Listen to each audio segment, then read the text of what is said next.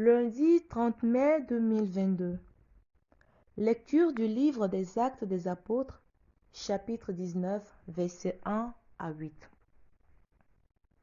Pendant qu'Apollos était à Corinthe, Paul traversa le haut pays.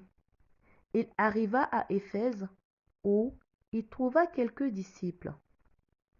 Il leur demanda: Lorsque vous êtes devenus croyants, avez-vous reçu l'Esprit Saint? Ils lui répondirent: Nous n'avons même pas entendu dire qu'il y a un Esprit Saint. Paul reprit: Quel baptême avez-vous donc reçu? Ils répondirent: Celui de Jean le Baptiste. Paul dit alors: Jean donnait un baptême de conversion. Il disait au peuple de croire en celui qui devait venir après lui, c'est-à-dire en Jésus. Après l'avoir entendu, ils se firent baptiser au nom du Seigneur Jésus. Et quand Paul leur eut imposé les mains, l'Esprit Saint vint sur eux, et ils se mirent à parler en langue mystérieuse et à prophétiser. Ils étaient une douzaine d'hommes au total. Paul se rendit à la synagogue, où pendant 3 mois, il prit la parole avec assurance. Il discutait et usait d'arguments persuasifs à propos du royaume de Dieu. Parole du Seigneur. Nous rendons grâce à Dieu. Jean donnait un baptême de conversion et il demandait au peuple de croire en celui qui viendrait après lui, c'est-à-dire en Jésus. Chers frères et sœurs, la parole de Dieu nous donne aujourd'hui la grâce de revenir sur notre baptême, au nom du Père, du Fils et du Saint-Esprit. En effet, nous écoutons Paul qui rencontre un groupe de chrétiens qui n'ont pas été baptisés au nom de Jésus et immédiatement il décide de leur donner ce baptême. Quel est alors ce baptême de Jean qu'ont reçu ses disciples d'Éphèse? Eh bien, chez les Juifs, nos grands-pères dans la foi, il était coutume d'aller se baigner dans l'eau, selon un rituel particulier, dans un signe de pénitence, de conversion, pour se purifier de ses péchés. C'est ce qu'on appelle le mikvé, le bain rituel. Et au début de sa prédication, Jean le Baptiste, le cousin de Jésus, invite tous les hommes de son époque à vivre cette démarche comme une démarche de conversion pour accueillir le Messie, le vrai sauveur qui peut pardonner les péchés, c'est-à-dire Jésus lui-même. Et quel est alors ce baptême dans l'esprit et le feu que Paul veut donner à ses disciples?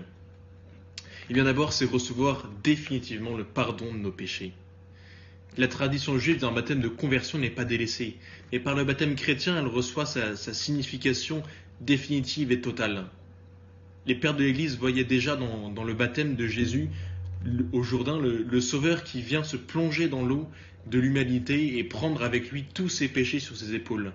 Et lorsqu'il sera cloué sur la croix, ce sont tous ces péchés de l'humanité qui seront cloués sur la croix et qui seront définitivement pardonnés par Dieu.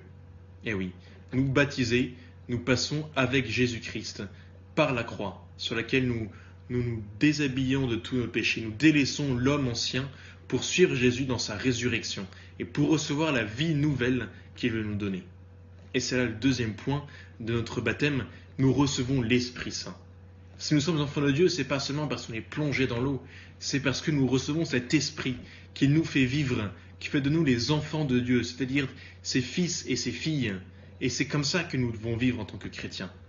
Cette vie dans l'Esprit, elle nous invite à vivre cette mission même de Jésus, c'est-à-dire lui qui était prêtre, prophète et roi. Nous sommes invités à vivre cette même mission. Qu'est-ce que ça veut dire? Eh bien, en tant que prêtre, prier pour le monde qui nous entoure, ne pas lui être étranger. C'est la grande mission d'intercession de l'Église et c'est notre première mission en tant que chrétien.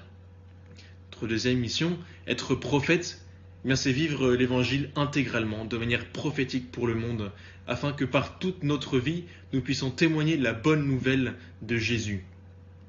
Et enfin, roi. Et nous sommes, en tant que fils de Dieu, héritiers du royaume de Dieu. Comme héritiers, c'est-à-dire que nous avons la charge de le faire grandir, de le faire advenir. Nous avons la charge de prendre soin des plus pauvres de ce royaume. Car le roi est toujours au service de son peuple, comme Jésus lui-même nous l'a montré.